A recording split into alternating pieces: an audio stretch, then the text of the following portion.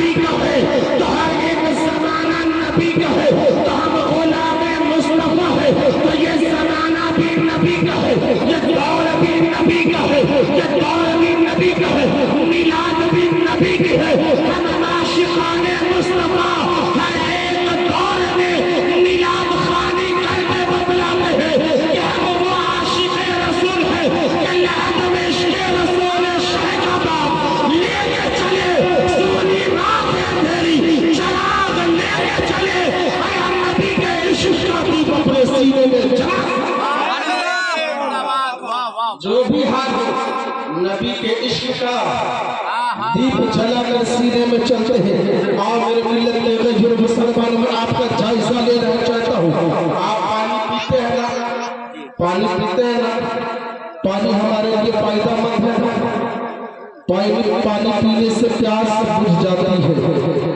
अगर वही पानी ज्यादा पी ले तो इंसान की जान चली जाती है। वही पानी अगर इंसान के जरूरत के मुताबिक तो उसे राहत मिलती है। अगर वही पानी जरूरत से ज्यादा हो जाए तो इंसान तबाह बर्बाद हो जाता है। आओ मेरे मिल्लत के गजर मुसलमानों, यही पानी इंसान के लिए बाइस बरकत भी बनता है। यही पानी इंसान के लिए तबाही और बर्बादी का जरिया भी बनता है। अगर यही पानी जमीन पे न बरसे तो अनाज नहीं उगेगा। अगर यही पानी ज्यादा बरस जाए तो अनाज खत्म हो जाता है। यही पानी अगर सैलाब बनकर आ जाए तो कितने घर को तबाह बर्बाद कर देता है। अगर यही पानी जरूरत के मुताबिक है तो हमें राहत पहुंचाता आता है। यही पानी है जब इंसान के जरूरत से ज्यादा हो जाता है तो इंसान को नुकसान पहुंचाता है। पानी किसी को पानी पिला देता है। अब पानी से पूछो ए पानी सराय तो बदला तो इंसानों को तबाह बर्बाद भी कर देता है, किसी को राहत भी देता है। सराय तो बदला तुझे भी किसी ने पानी पिलाया था, क्या तुझे किसी ने तड़पा था तो पानी का जवाब होगा हाँ मैं भी तड़पा था, मैं भी तड़पा था, तो तब तड़पा था सराय तो बदला तो पानी का जवाब होगा कि करबला की धरती है, इमाम हुसैन है, एक तरफ 72 मजबूसे खुदसिया है, एक तरफ 22,000 बरपार का लश्कर है। जब इमाम हुसैन पानी के नीचे इमाम हुसैन को पानी बंद कर दिया गया तो सुबह में हुसैन को ये पानी तरस गया। ये पानी कहता था कि हुसैन आपका हुक्म मिले कि मैं इन सब का पहले तो बहुत आपके पानी है जिसे हुसैन ने तड़पाया। मेरे हुसैन ने इस पानी को भी पानी पिला दिया। और यही पानी इंसान के लिए अगर तबाही का जरिया बनता है तो यही पानी इंसान को फायदा पहुंचाता हुआ नजर आता है। मेरे मिल्लत के गजर मुसलमानों में ज्यादा वक्त नहीं रुका, मैं आपका मिजाज चेक कर रहा था। आओ मेरे मिल्लत के गजर मुसलमान मैंने आयत मुबारक पढ़ा, अला बिज़िक्रिल्लाह ततमइन्नुल कुलूब।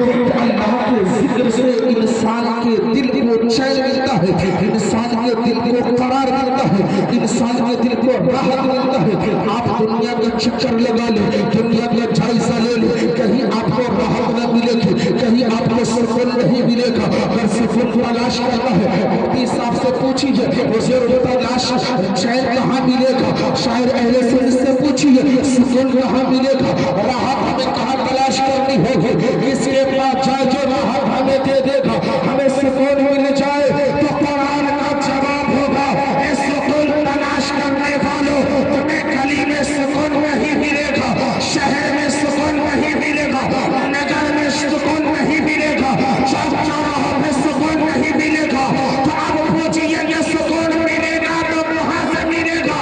तो रब ने इरशाद फरमाया अला बिज़िक्रिल्लाह ततमइन्नुल कुलूब। अगर तुम चाहते हो कि तुम्हारे दिल को करार मिल जाए, क्या तुम चाहते हो कि तुम्हारे दिल को सुकून मिल जाए, क्या तुम चाहते हो कि तुम्हारी बेचैनी चैन में बदल जाए, तो अल्लाह का जिक्र करो, तुम्हारी मुसीबतें टलती हुई नजर।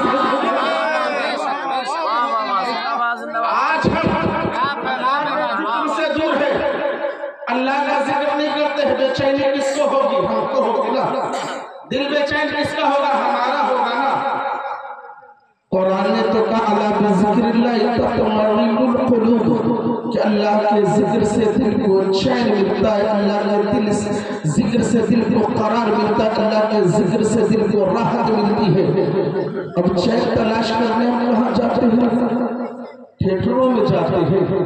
चैन तलाश करने के लिए गलियों में जाते हैं। चैन तलाश करने के लिए चौक चौराहों पे जाते हैं। चैन तलाश करने के लिए हम इधर जाते हैं। अगर चैन में चाहिए, अगर सुकून चाहिए तो अल्लाह की बारगाह में आना होगा, कुरान की तिलावत करनी होगी, जिक्र मुस्तफा करना होगा। और कारी की रोज साहब ने बदला दीजा कि ऐ लोगों देखो देखो, आज मैंने अपने बेटे का बिस्मिल्लाह खान इसलिए नारा दीजा कि जब मेरा बेटा बड़ा होगा तो उसे बिस्मिल्लाह सिखाने की जरूरत न होगी। मैंने उलमाए कराम के दरमियान में बिस्मिल्लाह खानी पढ़ा दीजा।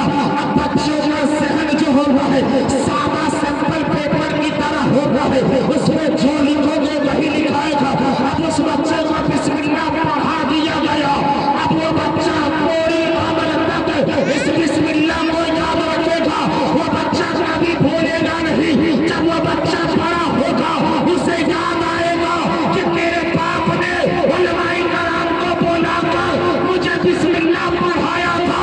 वो बिस्मिल्लाह उसे पूरी उम्र याद आती है। उन्होंने बिस्मिल्लाह खानी कराया और बिस्मिल्लाह की बरकतें आओ सुनो। बिस्मिल्लाह की बरकतें क्या है? आज इन्होंने बिस्मिल्लाह खानी कराकर बहुत बड़ा पैगाम आप लोगों को दिया है। बहुत बड़ा पैगाम। एक यहूदी लड़की है, मुसलमान लड़की से दोस्ती है। बिस्मिल्लाह की बरकत।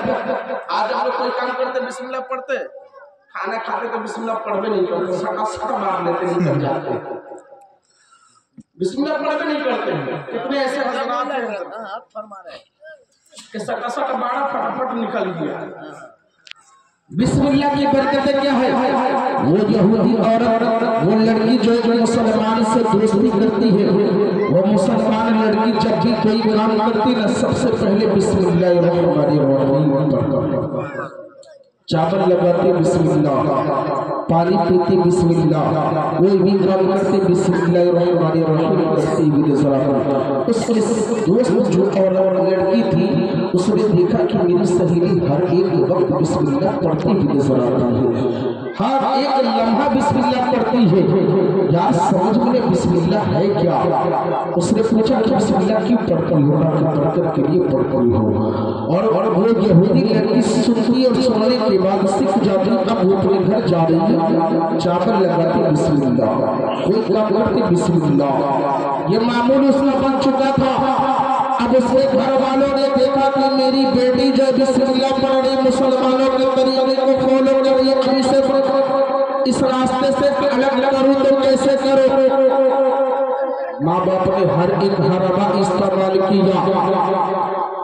बतलाया जाता है कि उसके आचार के डब्बे में सांप को भी रखा गया ताकि लाओ इसे सांप डसलेगा, मर जाएगी, खत्म हो जाएगा मामला।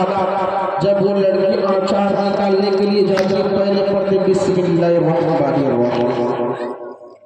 बिस्मिल्लाह पढ़ना का जो असलाहा था वो आचार तब्दील हो जाता है, उसमें से खत्म हो जाता है, उसमें से आचार निकल कर लाती है। यही तक बस नहीं कि उसके घर वालों ने, अब उसके घर वालों ने एक कीमती अंगूठी थी और कहा बेटी इसे संभाल कर रखना। और मेरे मिल्लत के जो मुसलमान बिस्मिल्लाह की बरकतें क्या है, उस अंगूठी को संभालने के लिए दिया कि बेटी इसे बड़ी इज्जत से रखना, बड़ी कीमती अंगूठी है। बेटी ने उस अंगूठी को लिखा बिस्मिल्लाहिर्रहमानिर्रहीम पढ़ के ताका में रख दी। बाप उधर से देखता रहा कि मेरी बेटी कहाँ रखती है। अब बाप जब बेटी कहीं बाहर जाती है, बाप गया और जाने के बाद उस अंगूठी को उठाया और उठाने के बाद दरिया में ले जाकर डाल देता है। दरिया में डालना था तो दरिया में डालना था, फिर मछलियों ने उसे निगल ली था, एक मछली उसे निगल ली था। कल बाप जो है बाजार जाता है, जाने के बाद मछली खरीद कर लाता है, मछली खरीद कर लाने के बाद बेटी को दे देता है, बेटी इस मछली को बना, बेटी इस मछली को काटो और आज बड़ी प्यार से बनाना, हम लोग बड़ी प्यार से खाएंगे। अब ये लड़की को मालूम नहीं है कि मेरी अंगूठी गई तो कहाँ गई, बिस्मिल्लाहिर्रहमानिर्रहीम पढ़ के काटती है, बिस्मिल्लाहिर्रहमानिर्रहीम पढ़ के काटना था। जो अंगूठी उसने घर में थी वही अंगूठी उसने मछली के पेट से निकलती है, मछली के पेट से निकलना था। अब उस अंगूठी को संभाल कर रख लेती है और रखने के बाद जब बाप कहता है बेटी को अंगूठी कहाँ है वो अंगूठी बेटी ला कर दे देती है। अब बेटी से बाप पूछता है कि बेटी जरा ये तो बदला, ये अंगूठी तुम्हें मिला तो कहाँ से मिला, ये अंगूठी तुम्हें कहाँ से मिला। अब बेटी कहती है वालिद मोहतरम सुनिए, जब आपने मुझे अंगूठी दी जा मैंने ताक पे संभाल के रख दी जा, मैं ताक पर रख कर वापस चली गई, मुझे मालूम नहीं था वो अंगूठी कहाँ गई। जब मैंने मछली को काटा आप बाजार गए, बाजार से मछली लाए और वही मछली आप घर में आए, जिस मछली ने अंगूठी को निगला था वही मछली आप लेकर आए। मैंने मछली को काटा, बिस्मिल्लाह पढ़ के काटना था, उसी से वो अंगूठी निकली। अब ये बाप भी समझ गया कि बेटी तू जो बिस्मिल्लाह पढ़ती है इसमें बड़ी बरकतें हैं। अब बाप मना नहीं करता है बल्कि बाप समझ जाता है कि मेरी बेटी कोई गलत काम नहीं बल्कि अच्छा काम करती है। एक यहूदी समझता बिस्मिल्लाह की बरकत, और आज हम बिस्मिल्लाह की बरकत नहीं समझते। अब थोड़ा सा पीछे चले जाइए, एक पीढ़ी पीछे नहीं 15 साल पीछे जाइए ना, 15 साल पीछे हमारे बाप दादा या हमारी माएँ खाना बनाती थी, हजरत उस खाने का टेस्ट और आज के खाने का टेस्ट फर्क पैदा हो जाएगा। वो जैसी भी बनाती थी खाने में बड़ा लुत्फ आता था, और आज हम ना जाने कौन कौन से मसाला डालते हैं फिर भी मजा नहीं आता है। कभी आपने इस पर गौर किया, कभी इस पर आपने सोचा कि वो खाना कितना टेस्टी हुआ करता था और आज का खाना कितना टेस्टी क्यों नहीं होता है? वजह यह है कि जब हमारे आबा व अजदाद जो हमारी माएँ थी, जो हमारी दादियाँ थी, जब खाना बनाती थी तो कोई और काम नहीं करती बल्कि सबसे पहले बिस्मिल्लाह पढ़ती और उसके बाद खाना बनाना शुरू करती। और खाना बनाते वक्त कोई बहस बात नहीं करती बल्कि अल्लाह का जिक्र करती मिलसराती थी। इसलिए अल्लाह के जिक्र की वजह से खाने में एक अलग टेस्ट पैदा हो जाया करता था।